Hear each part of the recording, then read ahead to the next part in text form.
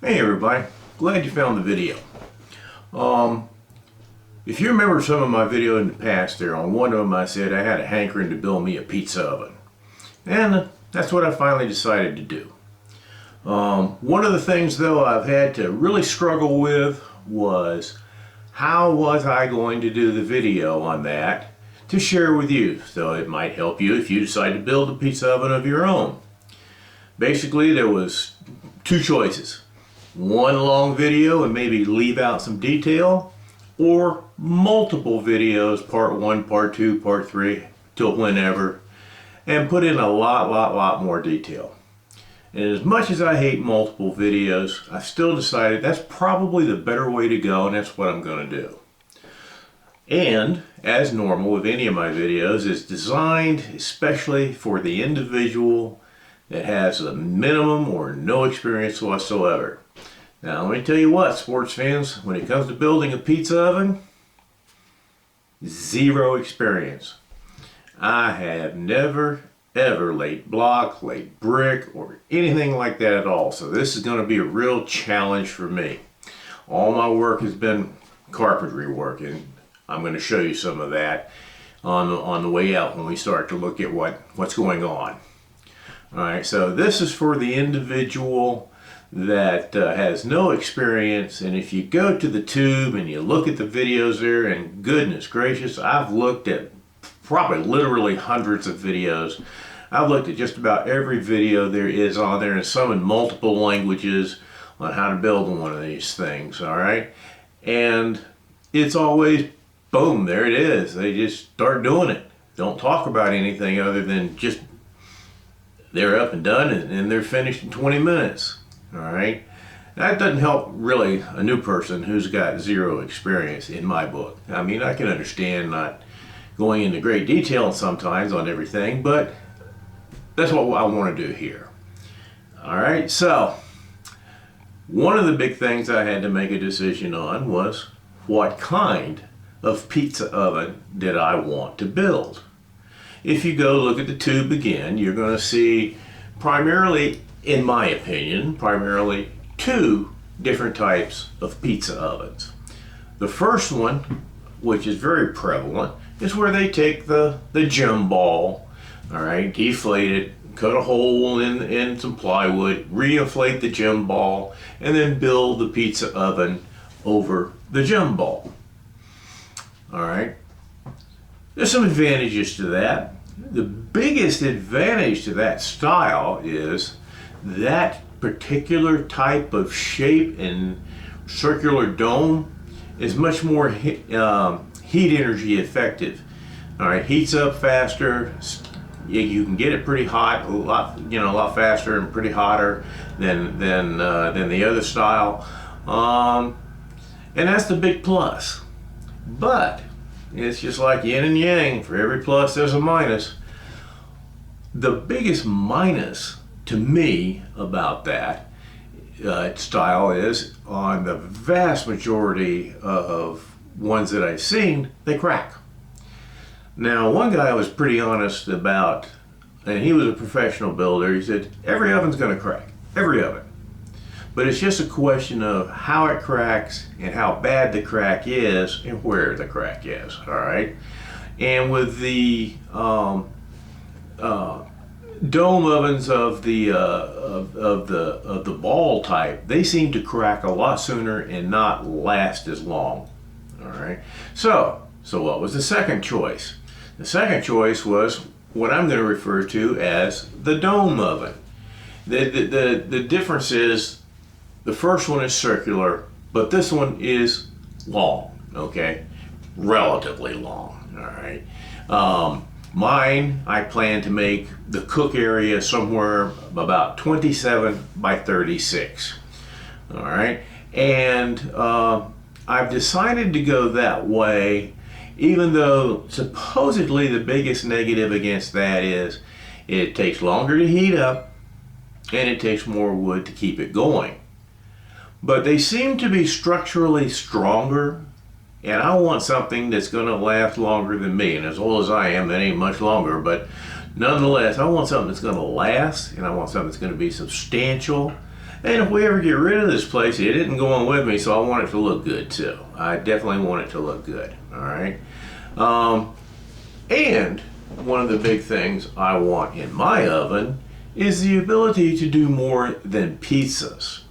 Now, we're calling this a pizza oven build, and technically you'll see on the tube the type of oven I'm going to build will be often referred to as a bread oven, But I'll do bread in there, but there's a number of recipe places like Cooking with Fire and some of the others that have what appear to be excellent recipes on cooking with one of the wood-fired ovens, is what they refer to them as. All right, and so it's going to be more than just pizza for me. Okay, so what are we going to do on this video, part one? One of the things we're going to do is, if you just remember at the very beginning, I said on all the other videos, basically they just start building. All right, but I want to talk about some planning. There's a planning phase that seems to be left out all the time. And for you new people like me that's never built a pizza oven, you really need to sit down and do a planning phase. Even though I build with lumber since I was 10 years old, okay, I still sit down when I build something and make sure I plan it out and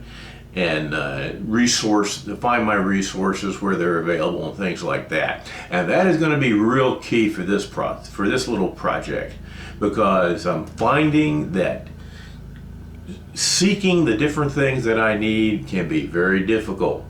I've been doing this now for about since I made that video saying I want to do it. I started the next day actually, and I still haven't found one of my products that is desperate. I gotta have it, and we'll talk about that. So we're going to talk about the planning phase. We're going to talk about the things you should consider and what you may have to purchase. And one thing is, on any project, it kind of irks me that no one ever says what that project cost.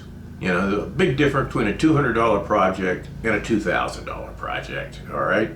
So I only saw one video where the guy mentioned, people are always asking, how much did it cost? Well, and he gives a range, about a $500 range. And I understand, as I suppose you do as well. Depending upon where you are, the cost will vary. I might pay $2 for X object while you have to pay $4 for X object, or $1 for X object. I don't know. But it's going to give you an idea. So on the very last video, I plan to go over all the things that I bought, what they cost, and what the final cost of the product was for me to build this thing, all right? So, like I said, here we're going to go over what I think you need to consider buying. You need to go out and find a place that has this stuff, that you can dependably get it, especially if you have to go back and get more, all right? Once we've done that, then what we're going to do is head outside. I've already got the pad down, okay? And I'm going to have to resort to pictures when I put the video together, because the video didn't come out really well at all. So, but I've got some good pictures, and I'll talk you through what I did for the pad and what you will have to do for the pad, and some of the considerations that I had that you might have or might not have. Okay, it's not all cut and blank like you generally see on the videos on YouTube. All right, so, and then we'll go over the pieces and parts that I've already purchased that are sitting out on the back deck waiting to be put together. And then the next thing that we're going to do is lay out the first line of block. I've got to use some cinder block. And the way that I want to do this is I want to put my pizza oven, okay, or bread oven, whatever you want to call it, wood-fired stove, I want to put that on the end of my deck, on the ground. It has to be on the ground, obviously, because you're constantly changing the wood and replacing wood on a deck if you have a wooden deck like I do, because the wood in America just basically sucks nowadays. It's not like it used to be. All right, treated lumber.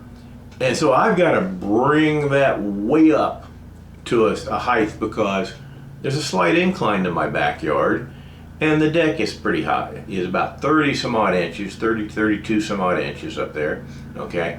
And I need to bring that up above the deck.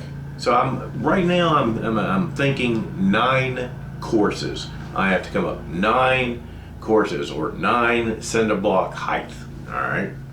So what we're going to do is bring some cinder block over to the pad, lay the first course down, mark it with a magic marker. I've even cut some spacers of 3/8 inch to put between the block because I want to make sure everything is uniform. And I tell you, I'm going to tell you right now, for some of you guys with a lot of experience doing this, you're going to go, what the dickens is he doing? And I understand that, but I have to do what works for me, never ever doing this before. It's just basically that.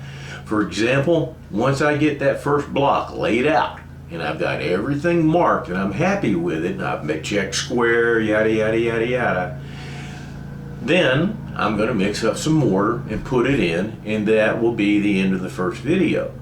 And you're saying, well, you're going to stop the video at the first course? You bet. Why? Because I'm going to give that first course a good 2 days to harden up. Because you've got to, when you put the second course on and all the other subsequent courses, you know, you got to bang them, you got to hit them, you got to line them up, you got to level them off.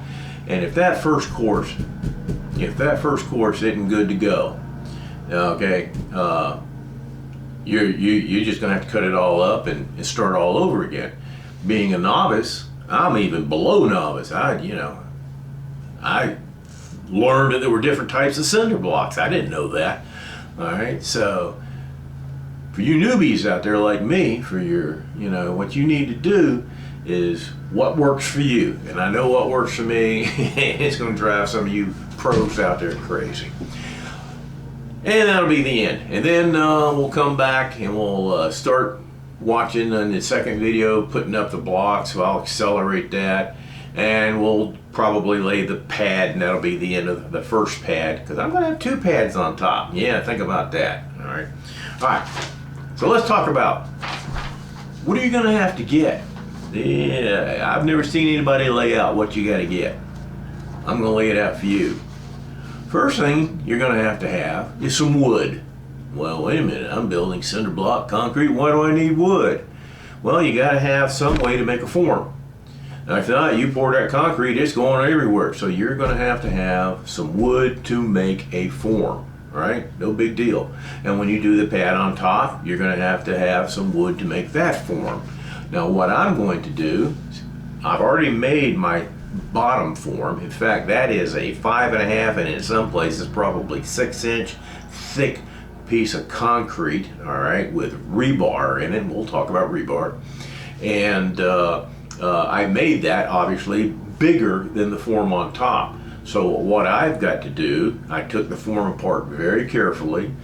I'm going to take the screws out, I'm going to clean it off, sand it off, maybe even plane it a little bit so it's nice clean lumber, and I can reuse it on top. Because that wood, I bought two 2x6s. I think one was 10 foot and one was 12 foot. I can't believe what that cost. I mean, this is like from Lowe's, rip-off city. All right, so bottom line is you're going to need some wood. Obviously, you're going to need some concrete. So I used Sac Creek 5000.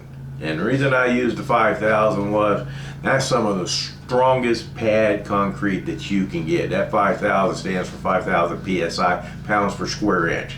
So I'm going to have a lot of weight on that thing way up high. And I want to make sure that I have the sturdiest, most robust pad that I can get. The inspectors here in my county, when they come out and inspect things that I've built, they always know me as the guy that overbuilds. I make things twice as strong as they need to be, and that's just it. That's just the way I am. So you're gonna need some wood. You're gonna need some concrete. Now those things come in 80-pound bags, and oh Lord, that hurt my back, but okay. You're gonna need some rebar. What's rebar? If you're not familiar with this, rebar is basically metal rods.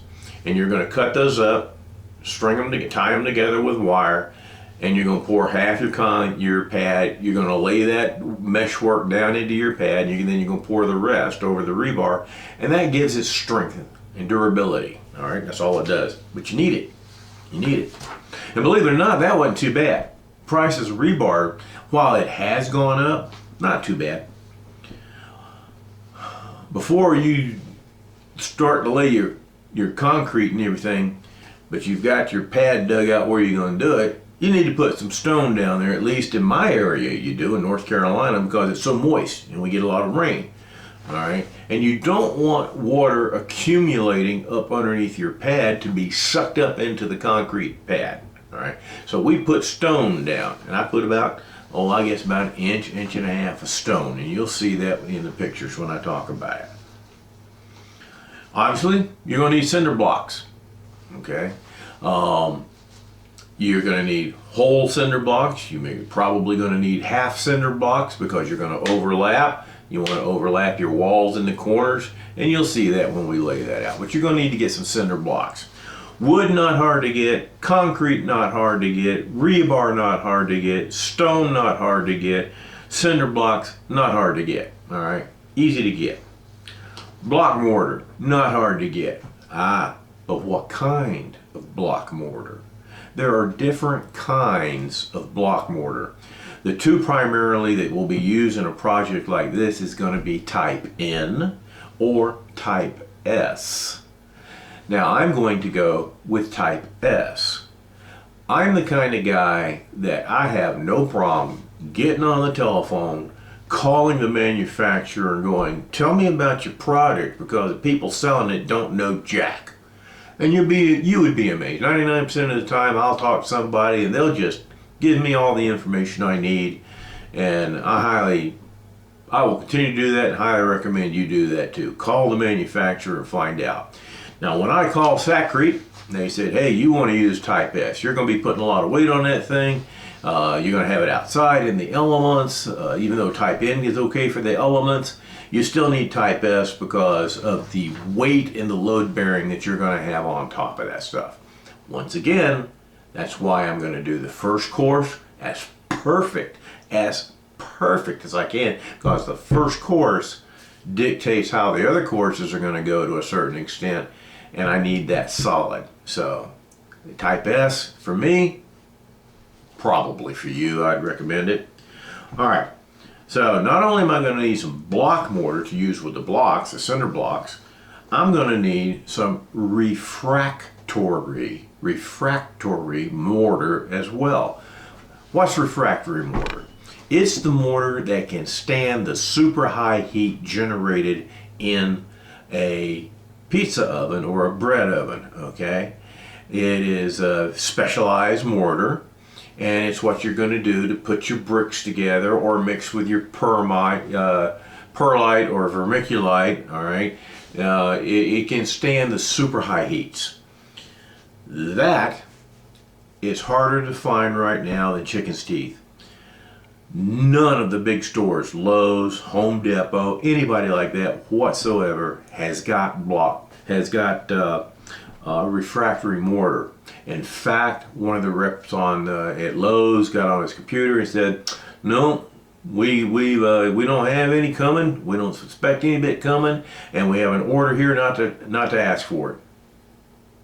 I went back yesterday just to double check again, and a lady got on the computer and said, nope, we ain't got it. I don't see us ever getting it again. So Lowe's and Home Depot, not doing their job in my book, but they're sure sucking up the profits.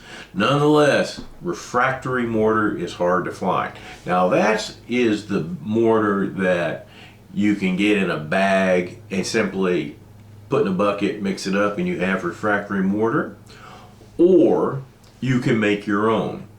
To make your own, you're going to need some bags of clay, bags of sand, bags of Portland, okay, cement, and some bags of lime, basically. And you mix that in certain formulas, like 2 to 1 to 1 to 1 or something like that, all right? And if I end up going that way, we'll go over the formulas when I mix it. But refractory cement, very difficult to find at this time. Now let's talk about perlite and vermiculite. What is their purpose? They're insulators. Okay, they're very light, they hold heat, they keep heat in, don't let heat get out. You're going to mix that up with the coating that goes over your dome, whether it's circular or like mine, oblong. You're going to coat that, and you're going to make about a 2.5, 3 inch thick idea. Okay, the sequence is, by the way, you're going to have your deck out. Okay, your slab. All right, I'm going to have a concrete slab on top that's 3 inches. Now that 3 inch slab does absolutely nothing for heat. Concrete and heat retention, no good, newbies. So on top of that, I'm going to put a 5 1/2 inch mixture of fire brick mortar, and perlite. Mix all that together. And I'm going to create a depression where I want my cooking area to be, so that I can put some sand in there later and put my bricks in there. But it will be a minimum of 3 inches, and then there will be a 2 inch depression, and that will have my bricks stand up about 1/4 inch, which will allow for all the decorative stuff I'm going to do. You got to think this stuff out. All right. So, and the reason I'm putting sand in the bottom there with a little bit of refractory mortar as well, not wet, dry, is that allows me to move the sand around and level off my bricks. This is much easier than, bricks are not all the same uniform thickness. It's nice if they were, but they're not. All right. No brick is, be it fire brick or regular brick, and you can't use regular bricks for this. They'll disintegrate, and some of them will even explode, so be very careful. Make sure you have fire bricks. So I'm going to put that down, and with that sand and on the bottom, I can adjust and make sure everything stays nice and level. And that's going to be important for me, because the primary reason is I'm not doing a herringbone. I've got nothing more than a hand cutter to cut my bricks, you know, an angle grinder, and I'm not going to do that. So I'm going to have them all going the long way, and I just, you know, you just got to be careful when you go in to get your pizza or your pans or anything else. No big deal. All right, but there have been a number of videos posted on YouTube talking about, is perlite better than vermiculite? Is vermiculite better than perlite? And just about on every one of them, perlite comes out on top. Now you can go to Walmart, for example, and you can find, you know those popcorn bags when you put you open up for like Pops Right, and you put them in the microwave and they pop up, you know those little bags of popcorn? Not even that daggum big. You can pay $6 for that much perlite or vermiculite. I can't remember which one it is, don't matter. Not where you want to buy your stuff. I went to a garden center / hardware store / plumbing store / and I got huge, I mean huge bags of perlite under $20. To fill that bag up at $6 from Walmart would, oh my Lord, I don't know what that would have cost. So go and find places, and this guy was really nice. He said, we normally have it, we ain't got it, I can order it and get it to you by Friday. And I called him on a Tuesday. Friday he called me up, got your bags. All right, went down, got my bags. He said, if you need any more, call me, I'll order them. So there you go. And you're going to use a lot of this stuff, because when you start to do your coating, all right, the way the system is, like I said, is you got your, I'm going to have a concrete pad, I'm going to have a perlite pad, okay, and then I build a framework that will support the bricks, all right, so there's some more lumber right there, all right, and then once you've got that, your bricks up, okay, and you've got them cleaned off, you're ready to go, you're going to put insulation on there, and I've got that down here as one of the things. You're going to put some insulation, and then you're going to put chicken wire, good, hang on to your wallet when you see the price of chicken wire and you want the small, all right, the small openings. Then what you're going to do is make sure that chicken wire is nice and tight. Then you're going to make your mix of 4-to-1. 4 containers of whatever size of vermiculite or perlite. Go perlite. I'm going to go perlite. To 1 container of fire mortar mix. And you mix all that up. Then you mix the water with it, whereas you do not want it soupy. You want it oatmeal style. And then you work that into the wire and keep working it till you got about 2.5, 3 inches worth. I'm going to go for 3. All right. Once that hardens, okay, now, like I said, you put your insulation over your bricks, you put your wire over your insulation, and then you put your coating over that. And then we'll talk what you're going to do next. So you're going to need a lot of that perlite, and those $6 bags will kill you. All right, fire block. I imagine for some people, fire block could be hard to find. I am very fortunate in that I live in Rayford, North Carolina. In Fayetteville, right down the road, there is a brick factory. And they actually, you can go down there and find bricks all day. And they had 2 different kinds of fire bricks. So I got the stand what you would think of as a brick. All right. Prices of that doubled in the last year. We'll go over that.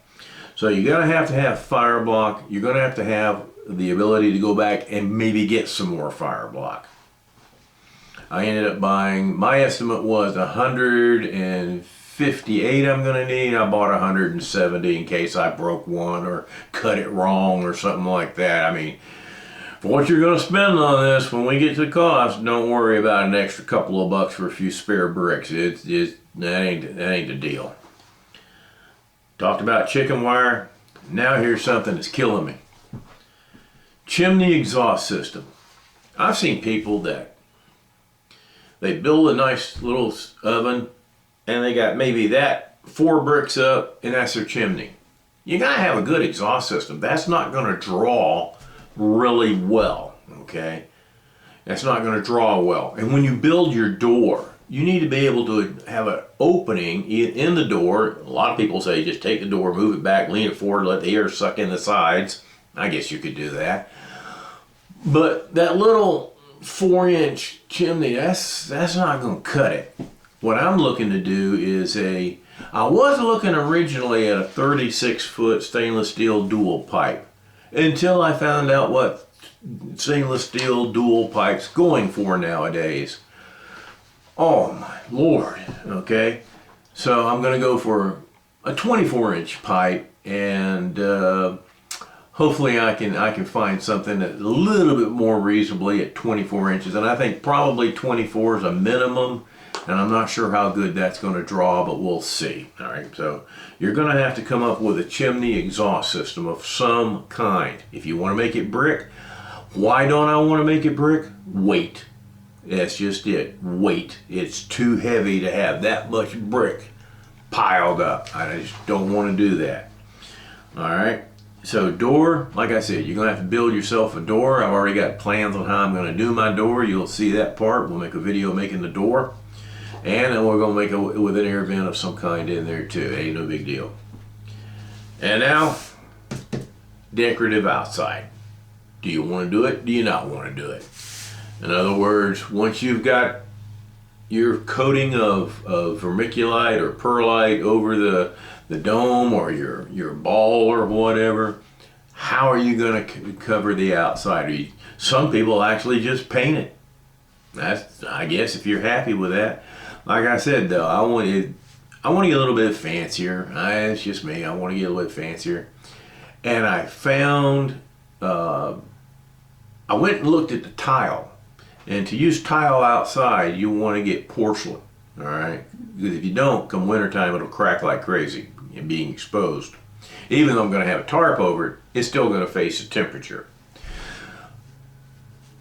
The price of porcelain, good Lord, I don't know how people can afford a brand new home nowadays. To build let's just say $100,000 home nowadays must cost about $300,000 to do it. It is ridiculous. Thank you, Brandon. But what I have decided to go with is that 1/4 inch brick veneer. And I think that's going to look really, really nice. It's going to look like the outsides are the bricks when it's not. So when I finish putting my heat retention coating on, I'm going to scrape it so that there's, take a comb and scrape it so there's grooves in it. Why? So that when I put my veneer and my adhesive to there, it will stick. And I was looking at veneer mounting the other day, well, actually last night on YouTube, and I saw this little trick that I thought was pretty good. The guy had about a 6-inch stick, and it was a 1/4 inch square. And then he had sticks the length of where he was working. So if I'm working with a 36-inch oven, I'll have probably about 38 or 36-inch sticks or something like that. And they will be a 1/4 inch square. And what he did was he laid down his first row, and as he laid down his first brick, he got it where he wanted it and got it level. When he laid down his second brick, he took that short stick, stuck it in there, and moved the brick over so it was a 1/4 inch away. And he kept doing that all the way down. Uniformity looks nice.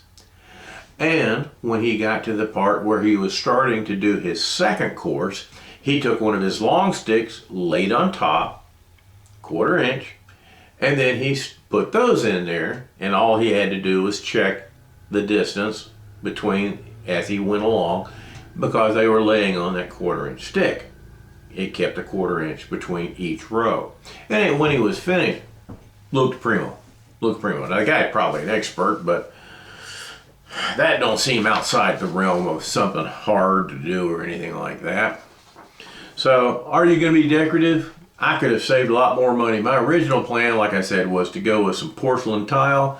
And after visiting 3 tile shops, good Lord, I'd have to put the old lady out on the block for 6 months. And by the time we walked into a tile store and paid for tile with all those quarters, oh man, that guy wouldn't be happy, neither would I. Okay, so tiles out, veneer brick in. It's relatively cheaper than tile, but I think it's going to look a lot nicer. Okay, so that's what we're going to do. Now you got to have some tools. I don't know what kind of tools you got. If you got some of these tools, you're good to go. If you don't got them, you got to buy them. You're going to need some way to cut your rebar. Now, if you're sitting there going, hey, I got a hacksaw. If you want to do it that way, son, go ahead, not me. Oh, Lord. Mixing it, I'm still hurting. In that pad, I gave my pad a solid month to cure.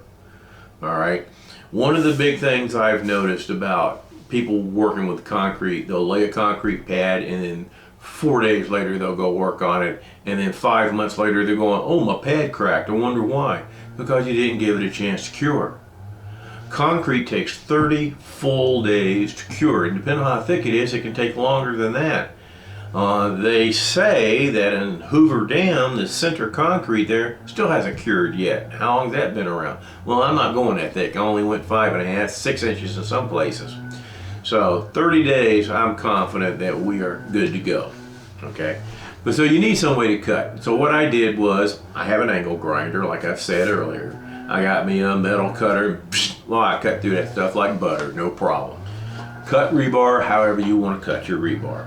You're going to need a brick cutter, because you are going to have to cut some bricks. I'm going to have to cut bricks as I'm laying them along the dome, simply because I don't want one of the reasons that you get cracks is you've got all your joints lined up. You never want your joints lined up, okay? You want one brick here, one brick there. Now where that middle part is, you want to set your other brick dead on top of it, dead center, and that gives you strength, a lot more strength, helps keep you cracking down. All right, so I'm going to have to cut some bricks, because that means if I got 4 across, I'm going to have a half a brick somewhere so that everything will fall on the center. So brick cutter. How do you do brick cutter? Pretty simple. I simply went out and bought me a diamond wheel to go on my my circular thing cutter that I told you about, and I'll just do it that way. You're going to cover those bricks anyway, so it's no big deal if they're a little ragged or whatever. Then you're going to need some kind of mixing container for your mortar and your concrete. If you got a wheelbarrow, you're good to go. If you don't, well, wait till you go see the price of a wheelbarrow. You can find that they have plastic containers, and I think Lowe's has them for about 16 bucks. You can mix stuff in. I don't know how long they'll last or crack or whatever. You never know, but that's available. You're going to need a hoe. All right, something that you can actually move your concrete with. All right, I thought about actually renting a mixer until I saw what Home Depot's charging to rent a mixer nowadays. Good Lord, everything going up. Thanks, Brandon. So you're going to need a hoe where you can mix. When you start dealing with your coating and everything, you're going to need a screed. What's a screed?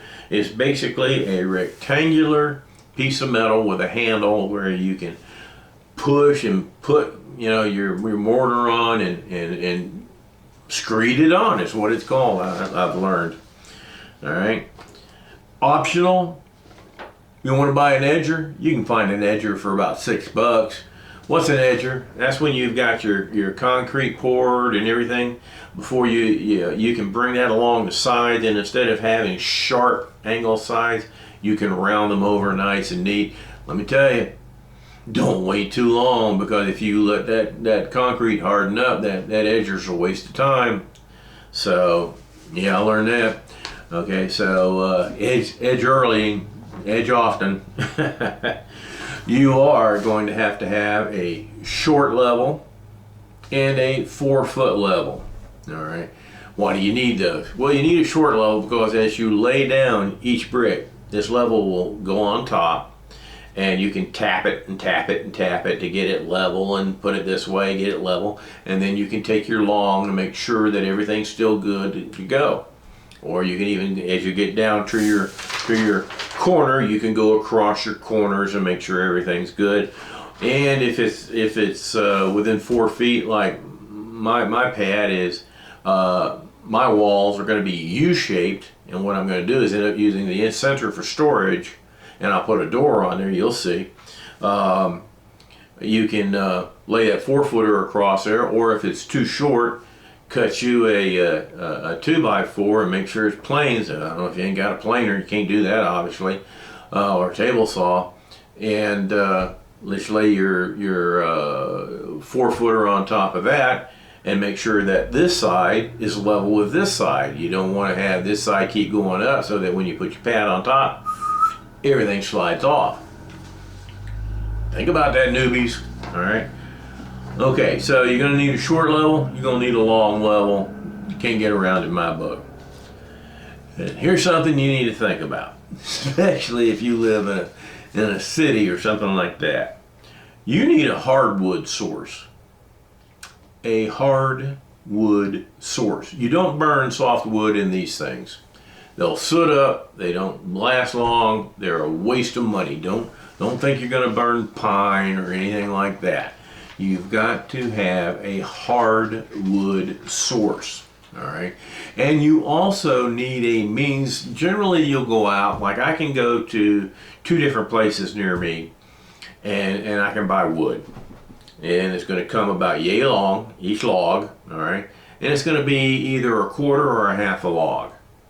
Well, I have to have, and you're going to have, some small wood to get the daggum fire started. All right, so do that. Axe, if you want to do that. If you're young, you can do that.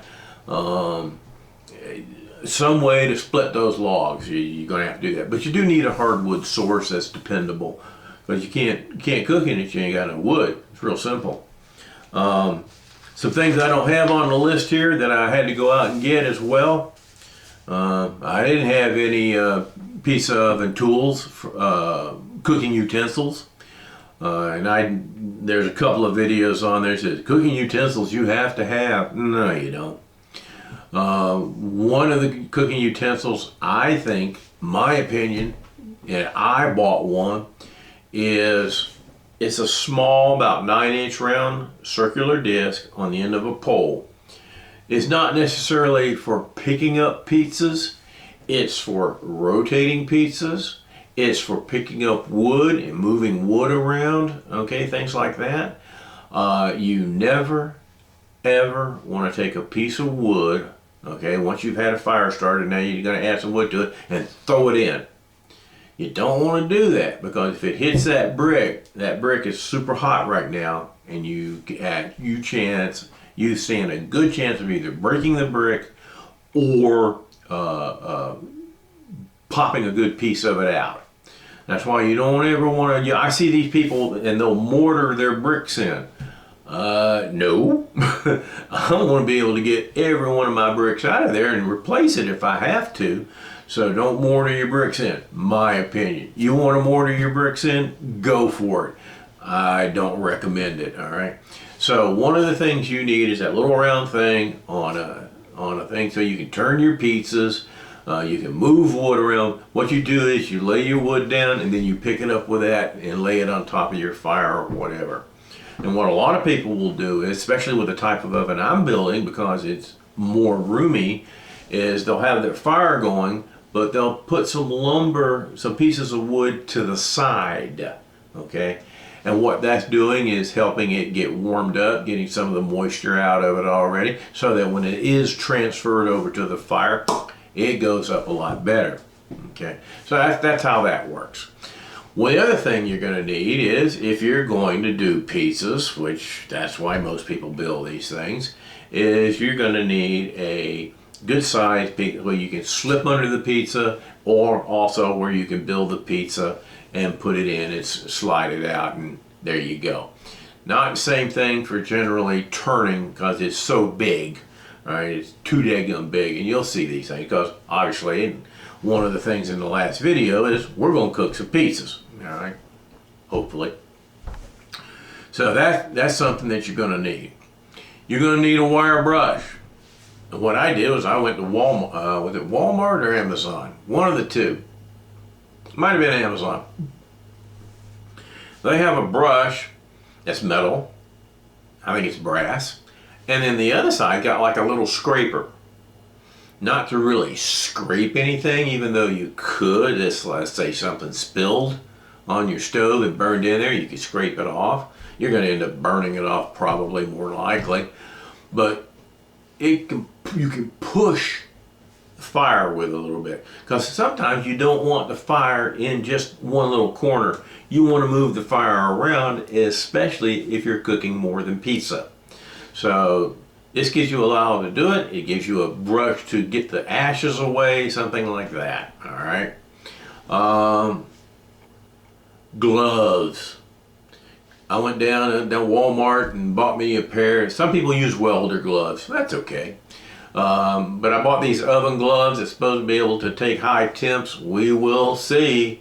Because when you go to stick your hand in there to move something around, okay, unless you got a really long stick on it, or you're going to get in there. Eventually you're going to get in there. It's nice to have a glove so you don't burn yourself up, because that smell you smell is your hair coming off your arm and your hands, and maybe your skin boiling a little bit. So be careful with that. And as the time goes along, we'll add some things to it, all right? Is this the one and only list of stuff you need? Probably not. We'll figure it out. And if I add something out there, we'll go to it. Like, for example, do you have to have it? No, you don't have to have. What am I talking about? There's a little thing that you can put in your drill. It's on a long stick or pole, metal rod. Got a little turner at the end, and you can use that to mix your mortar versus doing it by hoe if you're going to do small amounts of mortar at a time or something like that, okay? You can buy one of them. Do you have to have it? No, you don't have to have it. Is it nice to have? Yeah, it's nice to have. And you'll see that when we go out there and we're doing it, because I'm going to use that to lay down my first course of cinder block. All right, there we go. What we'll do now is I'll get my butt up, go over there and get the camera. We'll go outside. I'll show you what I'm used to building just for fun, you know, and then I'll show you the different components that I have on hand, and how that looks. And then what we'll do is I'll take the tripod, we'll set the tripod up, and you can watch how I'm going to go ahead and lay down my guidance lines, what I call guidance lines. In other words, I'm going to lay down my first course, and then I'm going to mark it so I know where to put the dadgum mortar and not mess it up, okay, and keep it nice and straight, right angles, the whole 9 yards. We'll see how that works out. I'm hoping it works out right, because let me tell you, I've seen on YouTube how to build a pizza oven for $10, how to build a pizza oven for under 50. And I've seen those things, and I wouldn't want them in my yard. Okay, if that's what you want to do, go for it. Because this is going to be a heck of a lot more than $50. I guarantee you. All right, let's get her done. Let's go outside. All right. When we go out the back door here, we come out to the deck. All right, let's pan this back a little bit. There you go. Come up a couple of steps, and first of all, you can see the deck here is pretty good size. Kind of a weird story to this.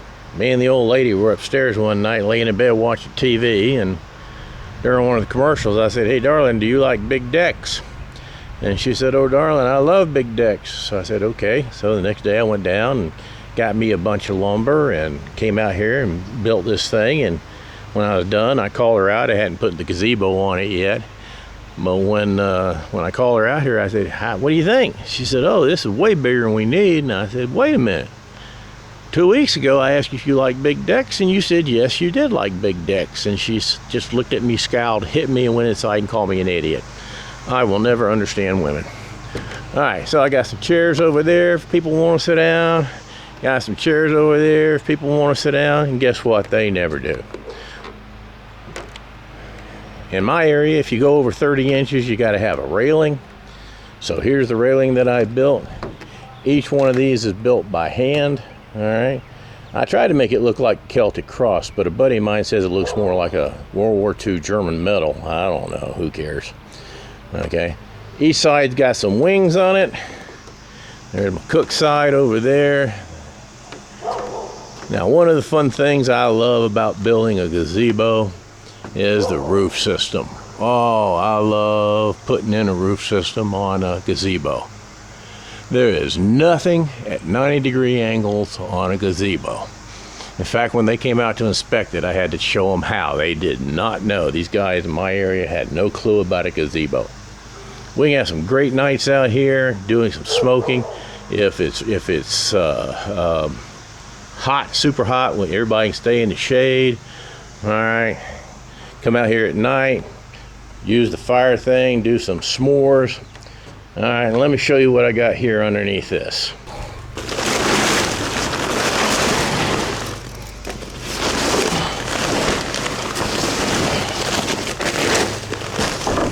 All right, now what's that? There's my foot to give you an idea.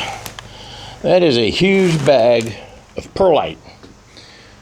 Imagine, had I tried to fill that bag up at $6 per popcorn bag, what it would cost.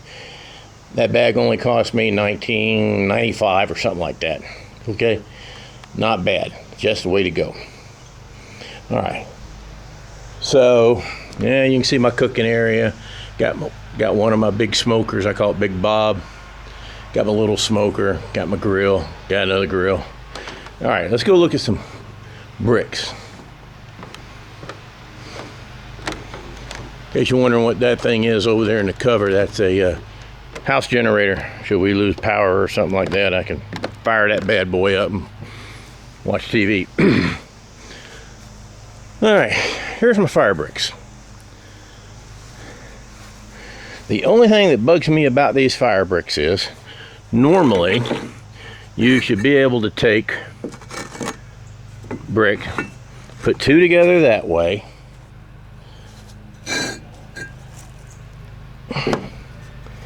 and then you should be able to put one that way. But if you notice, you got a heck of a hangover here. So they made them actually way too long. And if you try and separate them, you can't have that much sand in between there. So that's one of the reasons I can't do a cross hitch pattern, or I don't want to do a herringbone, because that's way too much cutting. So that's what I'm going to do, something just like that for the whole thing. So I got 170 of them right there. Last year they were $1. This year they're $2. Then I've got some cinder blocks, and I was just doing a little layout. Here's the rest of my cinder blocks. I hope I got enough. This is wood I used for the form. Let's go over here and take a look at the block. Pad, I mean. Okay. You can see how thick that bad boy is. And it's had a month to cure. You can see rebar coming up.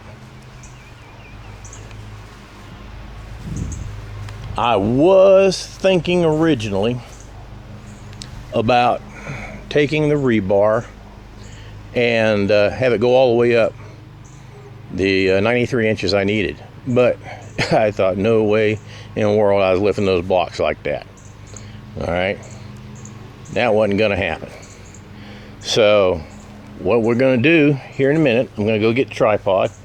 We're going to sweep this off, bring some block over, and we're going to lay out the first course. There we go.